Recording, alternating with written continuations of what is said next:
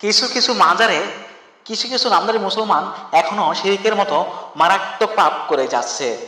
উদ্দেশ্য ও আশা পূরণের জন্য মাজারে মানত করে থাকে। শুধু মাজারে নয়, মসজিদেও মানত করে থাকে। অথচ মানত কখনো ভাগ্য বদলায় না। রাসূল সাল্লাল্লাহু আলাইহি ওয়াসাল্লাম বলেছেন, তোমরা মানত করো না, কেননা মানত ভাগ্যের পরিবর্তন করতে পারে না। এর দ্বারা কৃপণ লোকের কিছু আর্থিক ব্যয় হয় মাত্র। তিরমিজি হাদিস 1538। আবার কে কেউ মাজারে গিয়ে সিজদা করে, আল্লাহ ব্যতীত কারো কাছে মাথা নত করা যাবে না।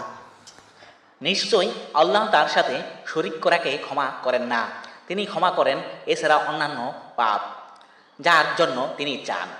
আর যে আল্লাহর সাথে শরিক করে সে অবশ্যই মহাপাপ রচনা করে। সূরা আন-নিসা আয়াত নং 48। তবে কোনো বৈধ বস্তু অর্জনের আশায় মানত করা জায়েজ আছে। রাসূলুল্লাহ সাল্লাল্লাহু আলাইহি ওয়াসাল্লাম বলেন, কেউ যদি মহান আল্লাহর আনুগত্যের মানত করে তাহলে সে যেন তা করে। বুখারী 6696।